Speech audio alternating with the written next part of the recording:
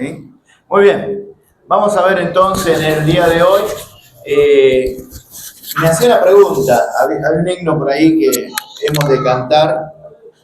Y el himno que hemos de cantar dice: una iglesia prefiere mi alma. ¿Verdad? Y me hacía esta pregunta: ¿por qué? ¿Por qué esta iglesia? ¿Por qué estar en esta iglesia? ¿Por qué dar todas las energías, la fuerza por esta iglesia? ¿Verdad? Y creo que, sinceramente, pensar en la iglesia es pensar en una institución divina. Estamos de acuerdo con eso, ¿verdad? Es una institución divina. Y hoy vamos a leer y vamos a estar viendo las 7 iglesias del Apocalipsis. Ay, ay, ay. Claro que no vamos a estudiar una por una porque si no nos terminamos ahora. Pero quiero que podamos ver algunos detalles importantes. Cuando hablamos de la iglesia como una institución divina, ¿a qué nos referimos? ¿Qué queremos decir? Y hoy vamos a estar viendo algunos versículos, ¿verdad? Desde el capítulo 2 de Apocalipsis. Vamos a ir viendo las 7 iglesias. Solamente vamos a tomar algunos conceptos de cada iglesia, ¿verdad? Porque ahora no tenemos el tiempo para estudiar cada una de ellas. Pero sí algunas cosas que vamos a resaltar en esta mañana, pensando en la iglesia, pensando en lo que Dios nos ha dado la oportunidad, sencillamente de poder hoy estar aquí cumpliendo 9 años, y es la gracia del Señor que nos sostiene. Y vamos a ver a través de la palabra de Dios esta institución divina y por qué es una institución divina. Déjame decirle algo, esto no es un club, ¿verdad? No es un club.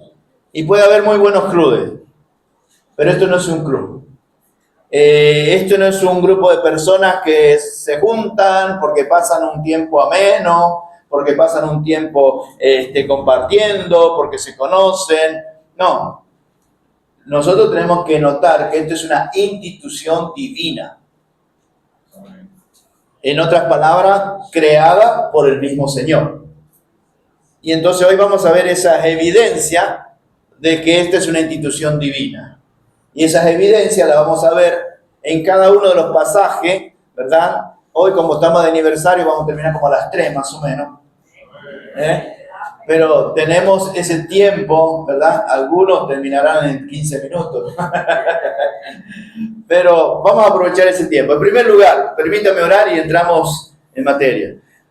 Padre amado Señor, estamos agradecidos por la oportunidad que nos das de juntarnos y congregarnos, Señor, en tu nombre. Gracias, Padre amado, porque nos das la oportunidad de alabarte, de bendecirte. Estamos agradecidos, Señor, por estos 9 años que tú nos permites, Señor, cumplir. Agradecidos por todo lo que en tu gracia hemos podido hacer, en tu misericordia, Señor, hemos podido hacer. Ha sido solo por tu gracia, Señor, ha sido por tu bondad, ha sido por tu plan y tu propósito, Padre amado. Por eso, Señor, hoy te agradecemos y bendecimos tu nombre. A ti te damos toda la gloria y la honra. Lo que somos, Señor, como iglesia es gracias a ti. Por eso a ti te damos toda la gloria y toda la honra. Señor, gracias, Padre, porque en esta mañana también podemos estudiar tu palabra. Te pedimos que tú nos hables, que tú nos enseñes y que podamos sacar principios para nuestras vidas también. Oramos, Señor, en el nombre de Cristo Jesús. Amén. Comenzamos entonces con las 7 iglesias. La primera iglesia que vamos a ver es la iglesia, ¿verdad?, de Éfeso. En el capítulo 2, y vamos a ver algunas cosas interesantes. Recuerde que no vamos a poder ver todo, pero sí vamos a resaltar algunas cosas que son interesantes de por qué en el lugar que estamos es una institución divina, que es la iglesia, ¿verdad? Comienza el capítulo 2, versículo 1, diciendo lo siguiente.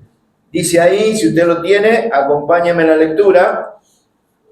Dice: escribe al ángel de la iglesia en Éfeso, el que tiene las 7 estrellas en su diestra, el que anda en medio de las 7 candeleros de oro, dice esto.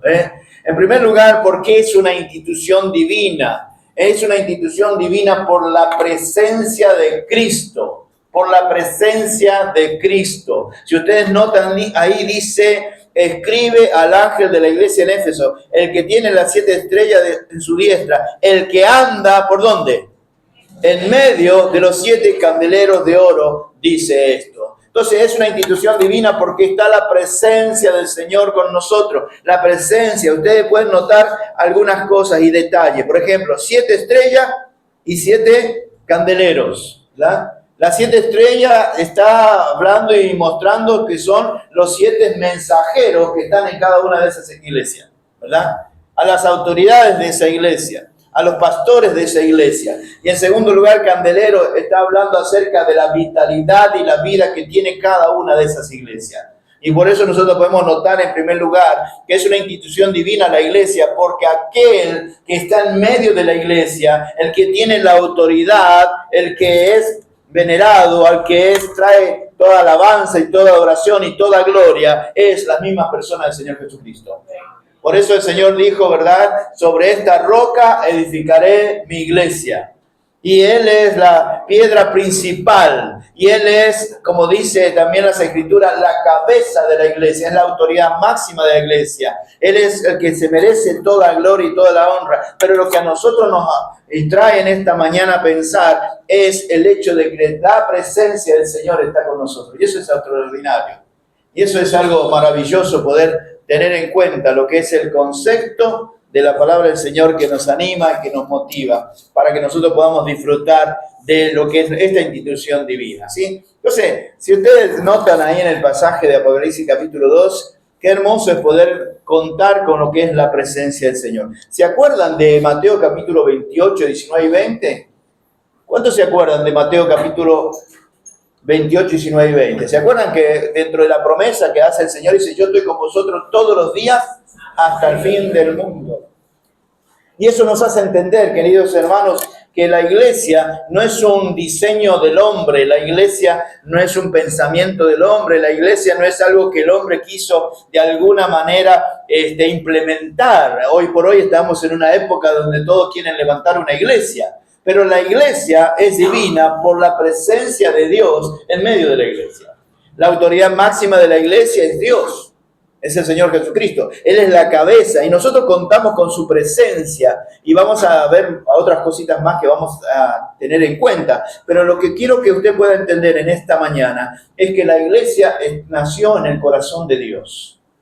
Y lo que podemos entender a través del pasaje de Apocalipsis capítulo 2 es que la presencia de Dios es que hace que esta institución sea una institución divina, una institución que glorifique al Señor, una institución que pueda cumplir los planes y los propósitos del Señor, pero es una institución que disfruta de lo que es la presencia, disfruta de lo que es la soberanía del Señor, disfruta de lo que es el poder de Dios y sobre todas las cosas disfruta de poder ser de una u otra manera a través de su palabra, ¿verdad? Fortalecido, consolado, exhortado, animados para seguir en ese camino maravilloso de la fe en Cristo Jesús. Así que, en primer lugar, lo que nos enseña en Apocalipsis capítulo 2, del versículo 1 en adelante, es la presencia de Cristo en la iglesia. Si la presencia de Cristo no está en la iglesia, es un club.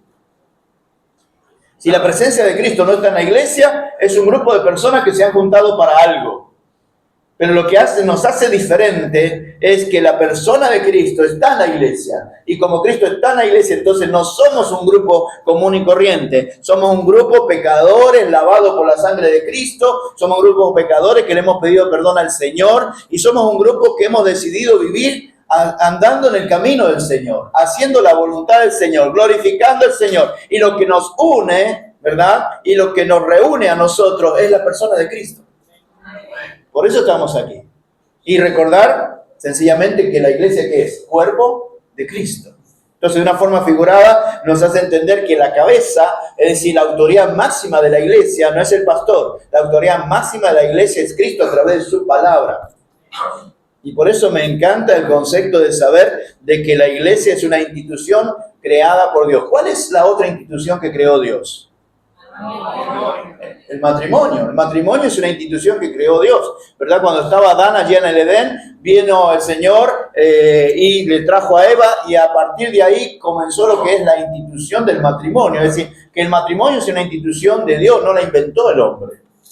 Pero de la misma manera la iglesia es una institución de Dios. El Señor dijo, sobre esta roca edificaré mi iglesia, y Cristo es la roca principal donde la iglesia se está edificando. donde la iglesia está edificando. Entonces, qué bueno saber, en primer lugar, y quizás la pregunta que podríamos decir es, ¿cuál es la evidencia de que Cristo está entre nosotros? Es interesante pregunta. Pero ¿cuál es la evidencia de que Cristo está en nosotros?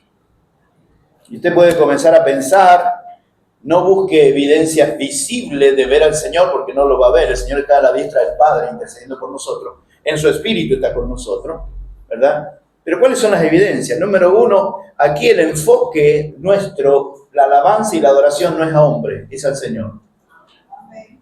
Nuestra forma de dirigir todo lo que tiene que ver con el culto es a través de su palabra. Hablamos de Cristo, hablamos de Dios, hablamos de su iglesia, hablamos de su plan, hablamos de su propósito, y todo lo que nosotros conversamos aquí tiene que ver con el Señor. Y eso nos hace entender, ¿verdad?, que la presencia de Dios está con nosotros. Quien nos dirige a través de su palabra es el Señor. Y las obras que hacemos no las hacemos para nosotros. Las obras que hacemos las hacemos para aquel que nos ha perdonado, nos ha limpiado y nos ha salvado. Para Él. Y solo para Él. El cual se merece toda la gloria y la honra. La evidencia también es el amor de Dios que ha sido derramado en nuestros corazones, que nosotros lo podemos percibir entre los hermanos. Por eso el Señor dijo que cuando nos amáramos, que los demás iban a saber que nosotros somos sus discípulos. Entonces, la presencia de Dios no es visible de una forma física, ¿verdad? Porque Él ascendió a los cielos y hoy está a la diestra del Padre. Pero sí es visible a través de los resultados que hay en su vida y en la mía al haber aceptado a Cristo. Y por eso que amamos venir a la iglesia, espero que así sea. Amamos venir a la iglesia, y cuando hablo de la iglesia no estoy hablando de las paredes, no estoy hablando del edificio. Cuando hablamos de la iglesia estoy hablando de las personas igual, común y corriente, que hemos, siendo pecadores, aceptado al Señor y ahora pertenecemos al cuerpo de Cristo. Entonces, qué hermoso es tener en cuenta que la presencia de Dios está con nosotros. Amén. Si la presencia de Dios no está con nosotros, vamos a tener que buscar un lugar. Pero podemos notar que Dios en estos 9 años ha estado con nosotros. El Señor nos ha sostenido, nos ha guardado, nos ha cuidado y sobre todo nos ha usado, aún siendo nosotros indignos, el Señor nos ha usado para que la palabra corra, para que la palabra pueda llegar a los hogares de aquí del 30 de mayo y en Baní y pueda seguir adelante en otros lugares también. Entonces, qué bueno saber, en primer lugar, que nosotros contamos con la presencia de Dios. Así que es una institución divina porque está la presencia de Dios. En segundo lugar, ¿está conmigo? En el capítulo 2, versículo 12, está lo que se llama la iglesia de Pérgamo. Acuérdense que eran 7, acuérdense que eran 7. ¿Qué dice allí? Dice, y escribe al ángel, versículo 12. Dice, escribe al ángel de la iglesia en Pérgamo. El que tiene la espada aguda de 2 filos dice esto. El que tiene la espada de 2 filos dice esto. ¿Algún versículo usted se acuerda donde menciona a la palabra de Dios como espada de doble filo? Hebreos 4:12. ¿Alguien se lo sabe? Porque la palabra de Dios es viva y eficaz, más cortante que espada, toda espada de doble filo, que penetra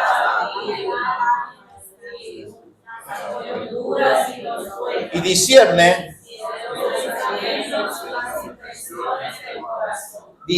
los pensamientos y las intenciones del corazón. Jeremías nos dice que el corazón del hombre es maligno y perverso. Y dice, ¿quién lo conocerá? Y después dice, yo que escudriño el corazón, que escudriño la mente. Entonces, cuando nosotros vemos aquí, en primer lugar, en capítulo 2, versículo 1, vemos lo que es la presencia de Dios. En segundo lugar, en capítulo 2, versículo 12, vemos lo que es la protección de la iglesia por parte del Señor. La protección de la iglesia por parte del Señor. Si ustedes estudian un poquito el capítulo 2:12, hablando de la iglesia de Pérgamo, dice el versículo 13, yo conozco tus obras y dónde mora, donde está el trono de Satanás, pero retiene mi nombre y no has negado mi fe, ni aun en los días de Antipa, mi testigo fiel, fue muerto entre vosotros donde mora Satanás. Es decir, fíjense el lugar donde moraba esta iglesia, ¿verdad? Y el Señor dice, yo tengo la espada de doble filo, una espada aguda, y el concepto es que el Señor es quien protege la iglesia. Y lo protege a través de ¿qué? De su santa y bendita palabra. La espada aguda va a representar lo que es la palabra de Dios. A propósito, ¿se acuerda en Efesios capítulo 6 de la armadura del cristiano? Efesios capítulo 6, ¿sí? Ahora, una sola arma tiene de ataque el cristiano. Tiene el yelmo, tiene la coraza, tiene el cinto, tiene el apresto, ¿verdad? Pero el escudo de la fe. Pero una sola que tiene de ataque, que es la espada del Espíritu, que es la palabra de Dios. Y nosotros tenemos que tener en cuenta que no solamente contamos con la presencia de Dios en la iglesia, sino también contamos con la protección de Dios en la iglesia. Y lo que protege la iglesia es la palabra. Por eso es que es importante que usted conozca la palabra, que usted no ignore la palabra, porque lo que protege la iglesia es la palabra, el Señor a través de su palabra. Hizo una espada aguda, ¿verdad? De doble filo, es decir, lo que penetra hasta lo más íntimo, ¿verdad? De nuestro ser, que discierne los pensamientos y las intenciones del corazón.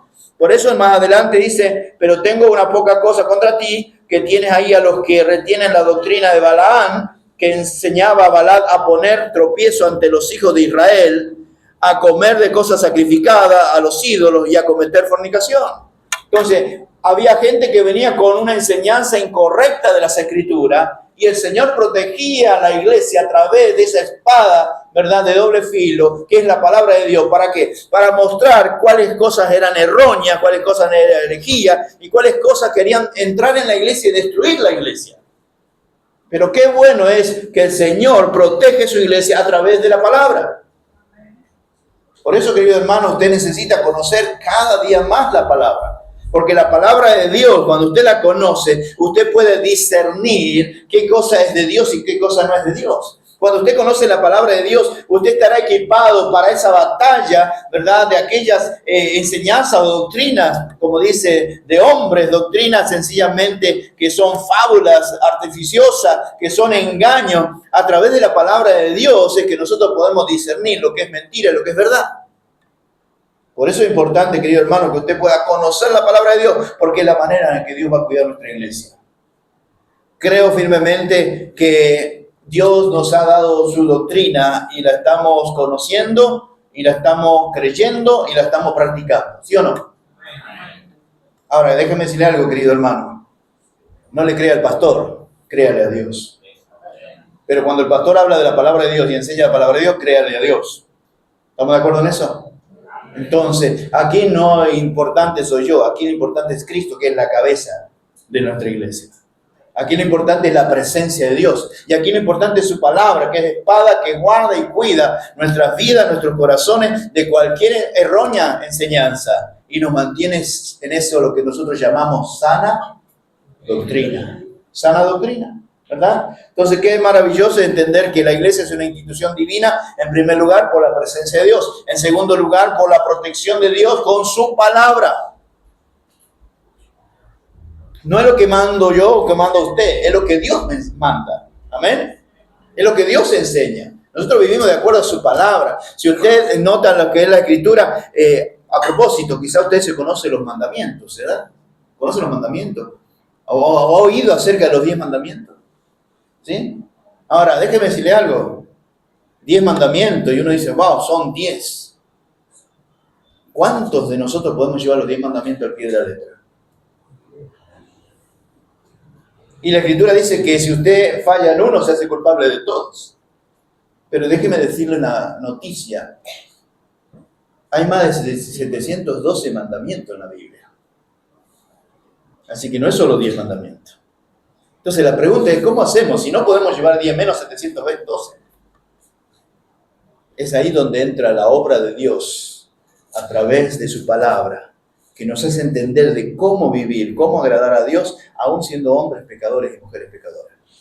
Es Dios a través de su palabra que toca nuestro corazón, que cambia nuestra mente, cambia el corazón para que podamos vivir una vida santa, una vida limpia como Dios quiere que vivamos. ¿Se acuerdan de Romanos capítulo 12? A ver, vayan conmigo. Romanos capítulo 12, un pasaje muy conocido, pero que nos hace entender, ¿verdad?, lo que es el poder de Dios en la mente de nosotros, ¿verdad? Dice capítulo 12, versículo 2, no os conforméis a este siglo, sino transformados por medio de la renovación de vuestro entendimiento, para que comprobéis cuál sea la buena voluntad de Dios, agradable y perfecta. El hecho de renovar nuestro entendimiento es con la palabra de Dios. La palabra de Dios renueva nuestro entendimiento. ¿Para qué? Para que nosotros podamos comprobar cuál es la buena voluntad de Dios, agradable y perfecta. Entonces se dan cuenta del poder de la palabra. Por eso que el Señor protege nuestra vida, protege la iglesia, porque el poder de la palabra renueva nuestros pensamientos para que nosotros podamos comprobar si la voluntad de Dios si lo que estamos haciendo, ¿verdad?, dentro de la voluntad de Dios, entonces es buena, agradable y perfecta. Todo lo que nosotros hacemos lo filtramos por lo que es la palabra de Dios para comprobar si es bueno, agradable y perfecto lo que estamos haciendo o lo que vamos a hacer. Por eso que clamamos al Señor para que la palabra de Dios siga renovando nuestra mente. Alguien dice, lo que pasa es que yo tengo tantas cosas del pasado. Bueno, venga la palabra y la palabra va a renovar su pensamiento. Va a quitar lo feo, va a quitar lo malo, va a quitar las cosas que son de nuestra vieja naturaleza y va a dejar lo que es divino, que es la palabra de Dios. Ese es un desafío que tenemos. Pero recuerde que Dios es quien va a cuidar la iglesia por su palabra. Amén. Entonces, tener en cuenta su presencia, allí en el capítulo 2:1, la protección de Dios con su palabra, en el capítulo 2:12, ¿verdad? Hablando en el concepto de que su palabra es como aquella espada de doble filo. En tercer lugar, encontramos en el capítulo 2, versículo 18, 2:18, y vamos a ver ahí. ¿Qué encontramos aquí? Dice el versículo 18, y escribe al ángel de la iglesia de Tiatira. ¿Cómo se presenta aquí? Dice, el Hijo de Dios, el que tiene ojos como llama de fuego y pies semejante al bronce bruñido, dice esto. La tercera forma que nosotros vamos a descubrir que la iglesia es divina, creada por el Señor. La primera fue ¿cuál? A ver si me acuerdo. Su presencia. La segunda, su protección. En tercer lugar, encontramos aquí, ¿verdad?, lo que es sencillamente a través del versículo 18, no solamente su presencia y su protección, sino también su propósito purificador de la iglesia. Su propósito purificador de la iglesia. Cuando hablamos de ese propósito purificador, dice el versículo, el Hijo de Dios, el que tiene ojos como llama de fuego. ¿Sabe lo que estaba diciendo el Señor? Mire, ser hijo de Dios, ser cristiano, no es un relajo, no es un juego, es algo serio. Y el Señor, como tiene propósito purificador de la iglesia, Él es que examina nuestra vida, Él es que mira lo que hay en nuestras vidas. ¿Para qué? Para que esas cosas puedan ser sencillamente cambiadas y sacadas de nuestra vida. Entonces, en la iglesia nosotros hemos enseñado acerca de lo que es la disciplina. ¿Se acuerdan con los que vinieron a la escuela dominical? Hablamos acerca de lo que es la disciplina. ¿Por qué? Porque Dios es amor y eso lo sabemos, pero también Dios es fuego consumidor. Cuando hablamos de los atributos de Dios, siempre mencionamos el amor, pero también tenemos que mencionar la justicia. Dios es justo. Tenemos que mencionar la santidad. Dios es santo, ¿verdad? Y así seguiremos mencionando los atributos de Dios. Así que cuando el Señor se presenta de esta manera, dice, el Hijo de Dios en primer lugar. En segundo lugar dice, con ojos como llama de fuego y pies semejante al bronce bruñido. Está hablando de que el que cuida la santidad de la iglesia es el Señor. Él es el que cuida la santidad de la iglesia. Y por eso hablamos de un propósito purificador. El Señor quiere que todos los que estamos en su iglesia podamos ser purificados por la palabra del Señor. Podamos abandonar el pecado, abandonar las cosas de este mundo para vivir una vida santa que glorifica al Señor. Y eso lo hace Dios. Eso lo hace el Señor. Entonces, ¿por qué hablamos y predicamos acerca en contra del pecado? Porque la iglesia, ¿verdad?, cree en un Dios vivo y santo. ¿Por qué predicamos en contra del pecado? Porque Dios dice lo siguiente, ser santo porque yo soy santo. Entonces, es esto lo que nos hace entender que la iglesia tiene principios, la iglesia tiene verdades, y todos los principios y las verdades nos va llevando ¿a qué? A que nuestra vida tiene que ser transformada a la imagen de Cristo. A eso nos tiene que llevar, a la imagen de Cristo. ¿Y cómo es Cristo? Santo. ¿Y cómo debemos ser nosotros? Santos. Y cuando hay santidad en la iglesia, es una evidencia de que esto es una institución divina. ¿Entiende el concepto? Entonces estamos aquí gozosos festejando 9 años, pero recordamos que la iglesia es de Cristo. Debemos recordar eso. Y que si se mantiene en pie es por Cristo, ¿verdad? Porque si fuera por nosotros los hombres pecadores sería un desastre. Pero es el Señor por su presencia, el Señor por su protección a través de la palabra y el Señor por su propósito purificador. Amén. Amén. Seguimos. También tenemos ahí, y para mí es hermoso ver ese concepto de los ojos como llama de fuego. Usted lo va a ver en algunas ocasiones, pero acuérdese que el Señor se pasea entre los candeleros, ¿verdad? Y la visión de Juan fue sus ojos como llama de fuego, hablando en el concepto de examinar y de purificar. Y eso es lo que hace el Señor con nosotros. Seguimos. Pasamos a la otra iglesia. ¿Cuál es la otra iglesia? La iglesia de Sardi. Muy bien, la iglesia de Sardi. Pero ayúdeme a recordar los puntos, porque después se me olvida. Primera iglesia nos muestra que es divina la iglesia, ¿por qué? Por la presencia del Señor. La segunda, por la protección, ¿con qué? Con su palabra. La tercera, un propósito purificador. Muy bien, vamos a la cuarta entonces, vayamos ahí. El pasaje está en el capítulo 3, ya entramos, capítulo 3 de Apocalipsis. Y dice ahí, escribe al ángel de la iglesia en Sardi, el que tiene los 7 espíritus de Dios y las 7 estrellas dice esto. El que tiene los 7 espíritus de Dios y las 7 estrellas dice esto. Lo que nosotros tenemos que notar que la expresión de 7 espíritus simplemente está hablando de la plenitud del Espíritu Santo. La plenitud del Espíritu Santo. Y nosotros contamos como iglesia, por eso que decimos que es divina, no solamente en el concepto de Cristo es la cabeza de la iglesia, sino contamos con lo que es el ministerio del Espíritu Santo. El ministerio que hace el Espíritu Santo en la iglesia, en nosotros y a través de nosotros. Y cuando nosotros hablamos que la iglesia de Sardi, ¿verdad?, va a representar en este momento, diciendo que es una iglesia instituida por el Señor, sencillamente es por el poder del Espíritu Santo. Por el poder del Espíritu Santo, actuando en medio de la iglesia. Cuando nosotros estamos predicando, oramos al Señor y clamamos al Señor que sea el Espíritu Santo que ponga palabra en nuestra boca. El Espíritu Santo es el encargado de llevar la palabra no solo a tu oído, sino a tu corazón. Y es el Espíritu Santo que convence al pecador de pecado, de justicia y de juicio. Es el Espíritu Santo que transforma tu vida, que toca tu corazón, que llama a la puerta de tu vida para que tú le abras a Cristo. Y si ya tienes a Cristo, es el Espíritu Santo que acomoda la palabra a la necesidad de cada uno de nosotros. Es el Espíritu Santo. Por eso que cuando hablamos de la iglesia de Sardi, decimos que es una institución divina por el poder del Espíritu Santo actuando en la iglesia. Amén. Debemos anhelar, queridos hermanos, que el Espíritu Santo se mueva con poder. A veces nos asusta ese término, que el Espíritu Santo se mueva con poder, porque quizás estamos acostumbrados a otro tipo de cosas que cuando se menciona eso. Pero el hecho de que el Espíritu Santo se mueva con poder es la obra del Espíritu Santo en cada corazón a través de su palabra. La obra del Espíritu Santo. Nosotros entendemos que el Señor Jesucristo murió por nosotros, fue sepultado, resucitó. A los 40 días, ¿qué hizo? ¿Se acuerdan? A los 40 días ascendió a los cielos, a los 40 días. Pero después, ¿qué dice? En Hechos capítulo 2, ¿qué pasó? Vino lo que es el Espíritu Santo y comenzó a morar en cada creyente. Y a partir de ahí, el ministerio hoy en la iglesia es del Espíritu Santo.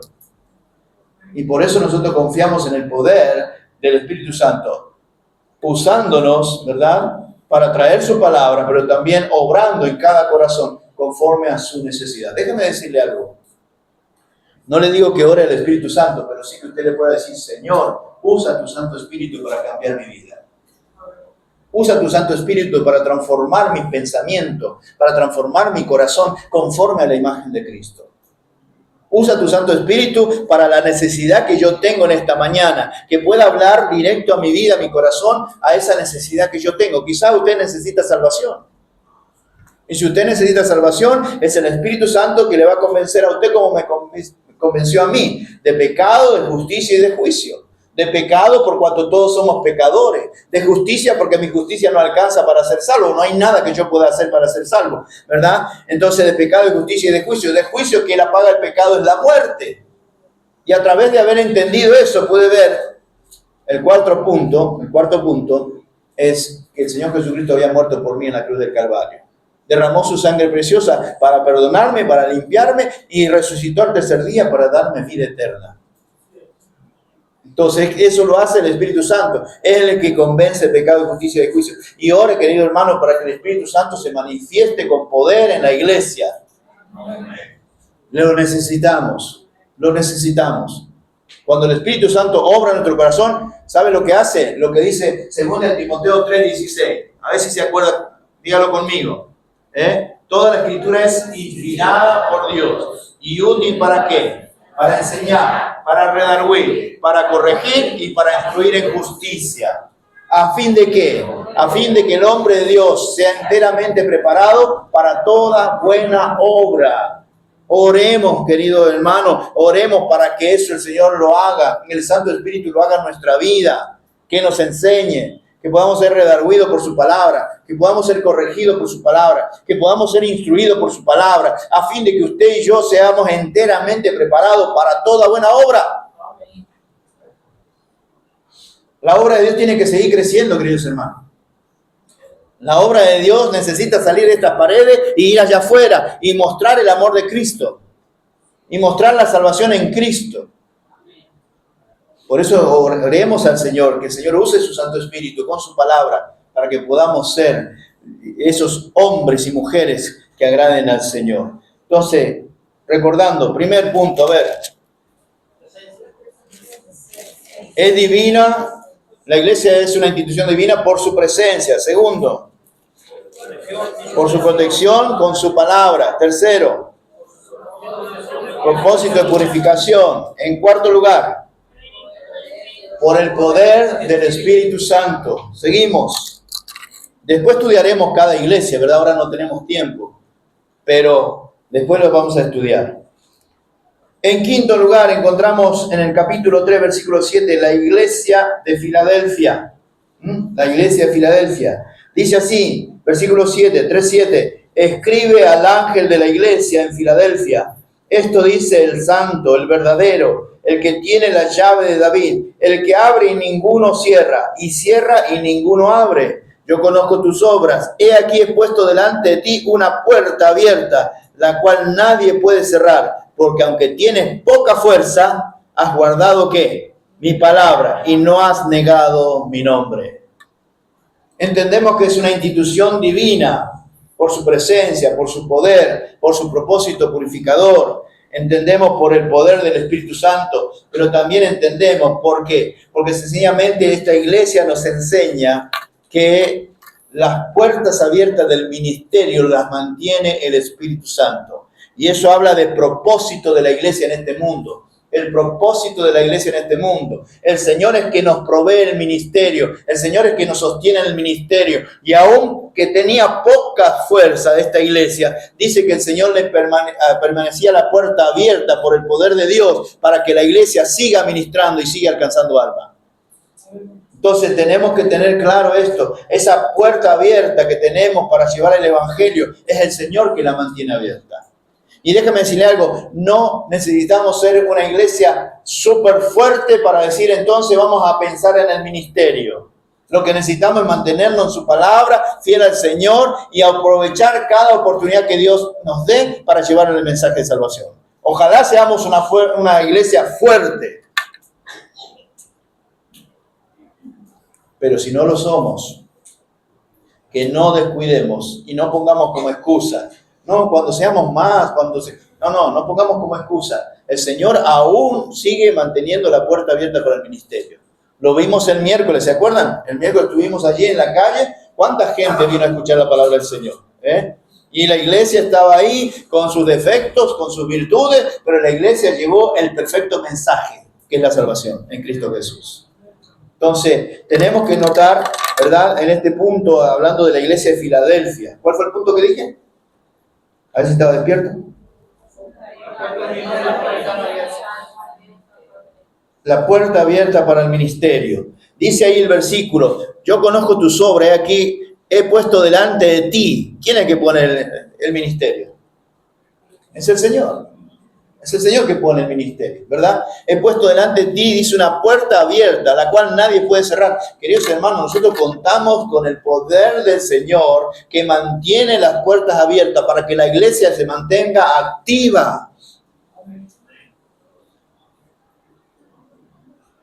No sé si escuchó la última palabra. La iglesia se mantenga activa.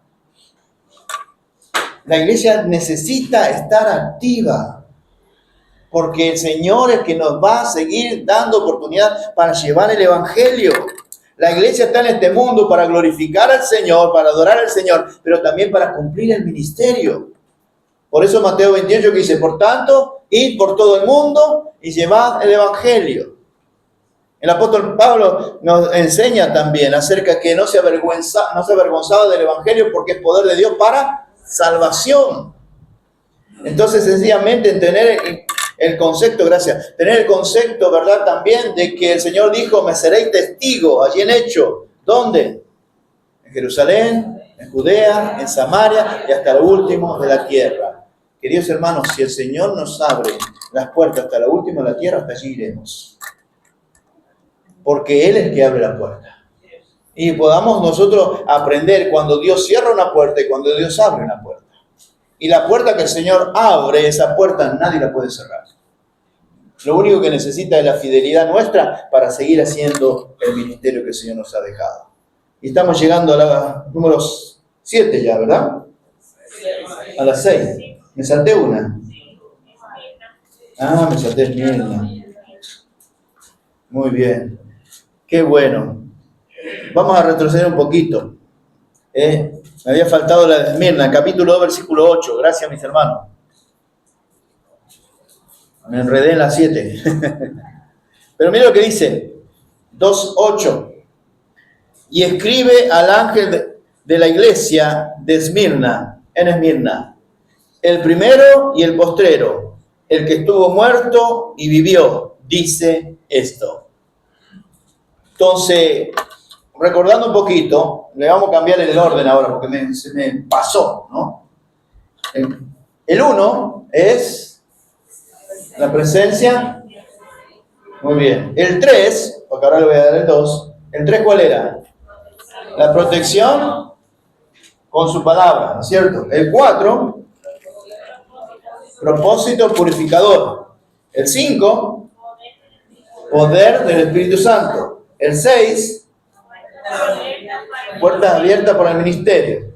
Al 7 lo vamos a ver ahora. Vamos a ver el 2 que lo habíamos saltado, ¿sí? Cuando hablamos del 2 dice lo que es la presencia de Dios en las pruebas. Dice ahí, y escribe al ángel de la iglesia en Esmirna, el primero y el postrero, el que estuvo, ¿qué? Muerto y vivió. Dice esto. Le hago una pregunta, históricamente y bíblicamente, ¿quién estuvo muerto y vivió? El Señor Jesucristo. Entonces, ¿sabe lo que me enseña la iglesia de Esmirna?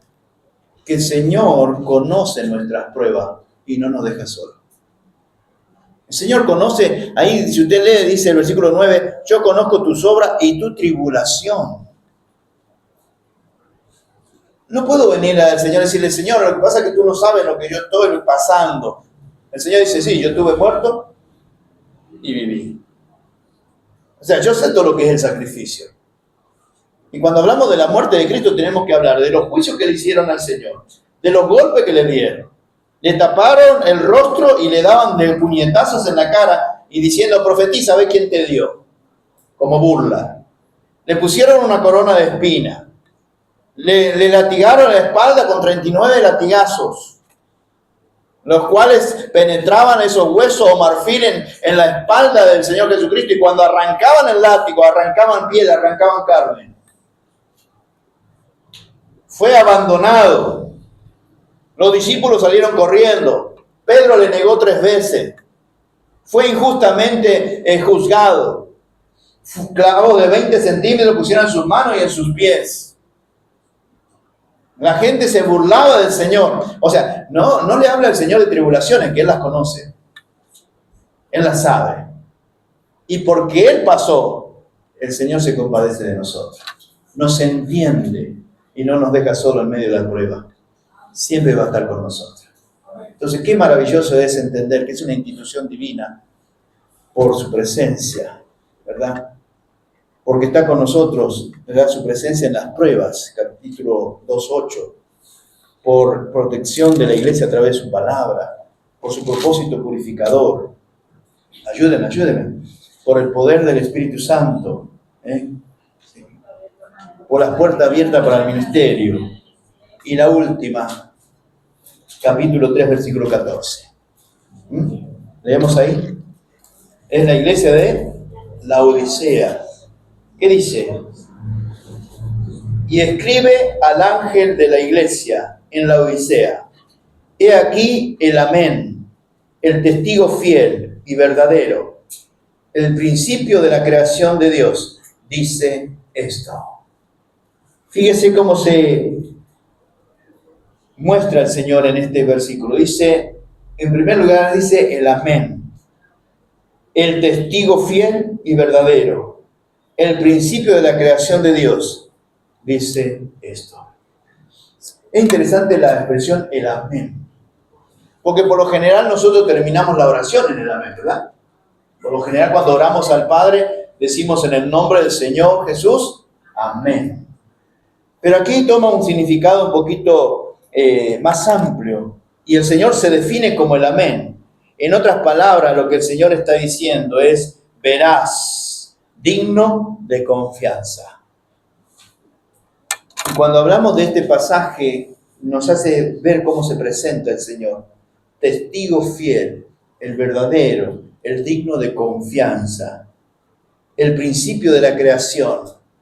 Por eso dice Génesis 1, dice, en el principio creó Dios los cielos y la tierra. Vayamos a Juan 1:1. Vaya conmigo, San Juan 1:1.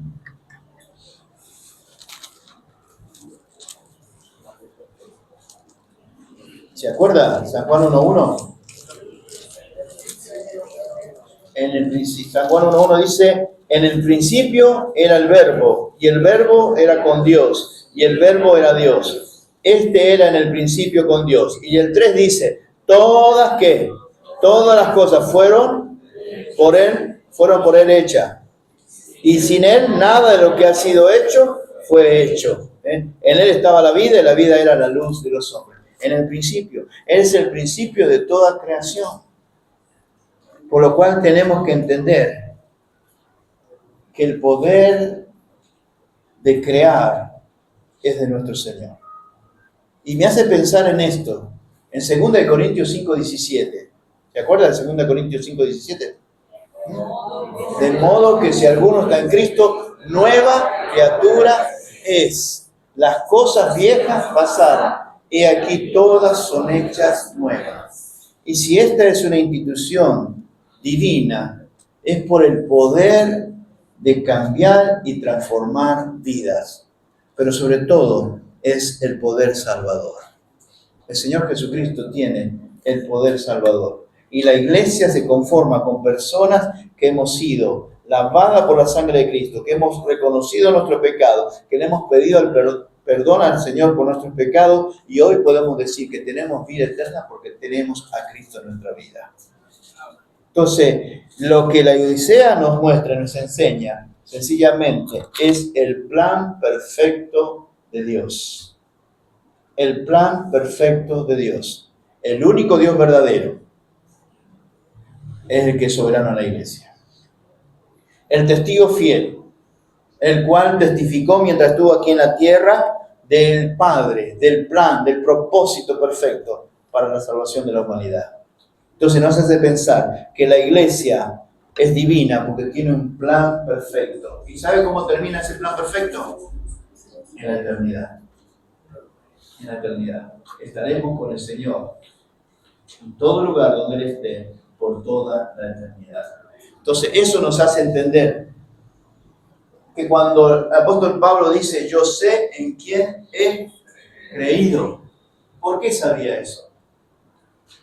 Porque entendió que Jesucristo es el amén, el veraz, digno de confianza, el testigo fiel, el verdadero, el principio de la creación.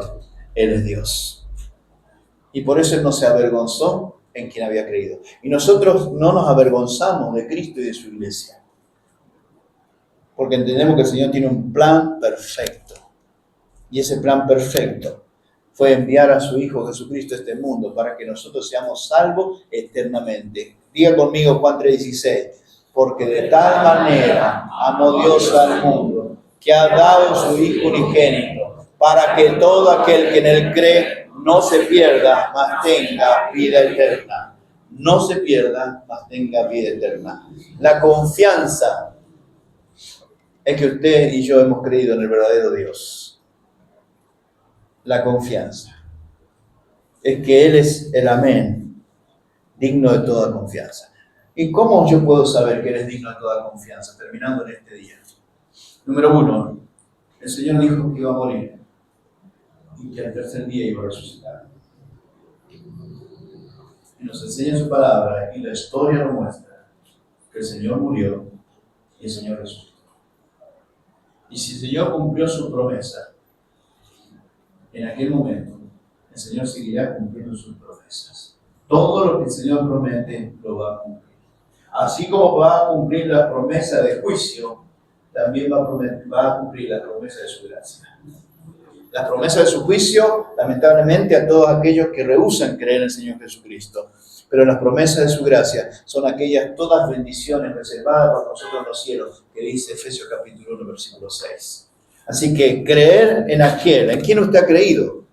Creer en aquel que está en este mundo, el engañador, como dice la Escritura, o creer en aquel que es digno de toda confianza, porque todo lo que Él prometió, lo cumplió o lo va a cumplir. Si usted nota, la gente dice allá afuera, se están cumpliendo las Escrituras. ¿Escuchaba esa expresión? Se está cumpliendo las Escrituras. Y déjame decirle, todo lo que está escrito se va a cumplir. Ya se ha cumplido mucho, ¿verdad? En Isaías nos hablaba de que una virgen iba a concebir y iba a dar a luz un hijo. En Mateo, Lucas y Marcos vemos cómo nació ese hijo, ¿verdad? De la Virgen María. Lo que la Escritura había dicho en Isaías se cumplió allí, pero también el Señor había dicho que iba a morir y iba a resucitar, y así mismo lo hizo. Y el Señor, antes de irse a los cielos, dice que Él iba a venir también a buscar ¿a quién? A los suyos. Y el Señor pronto viene. El Señor va a buscar a los suyos. Esa es su promesa. Y no se lleve de aquellos que dicen, que los evangélicos dicen que el Señor viene y nunca ha venido. No, el Señor no retarda su promesa como algunos tienen por tardanza, sino que quiere que algunos más venga al conocimiento del Señor y venga y conozca a Cristo. Repasamos. Ayúdenme. La primera es una institución divina por la presencia de Cristo. Seguimos. En segundo lugar, por su presencia en las pruebas. Muy bien. En tercer lugar, por su protección con la palabra. En cuarto lugar, por el propósito purificador. En quinto lugar, por el poder del Espíritu. En sexto lugar, por las puertas abiertas para el ministerio. Y en séptimo lugar,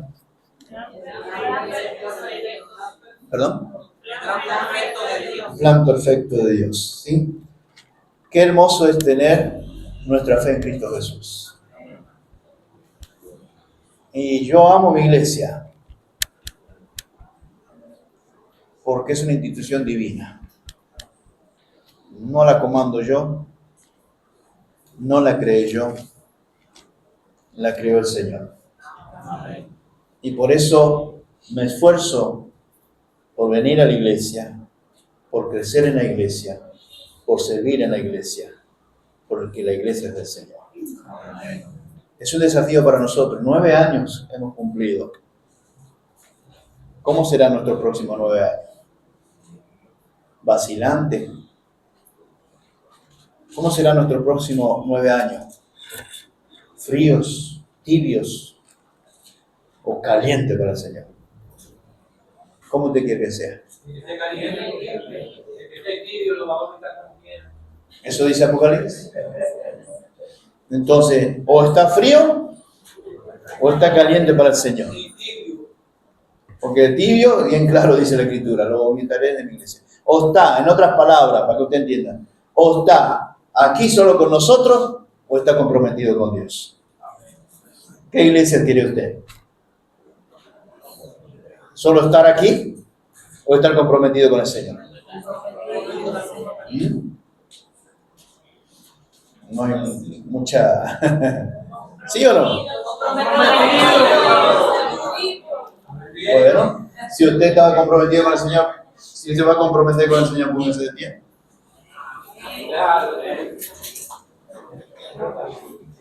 Comprometido con el Señor, porque es una institución divina. Es una institución divina. Amén. Vamos a orar en esta mañana.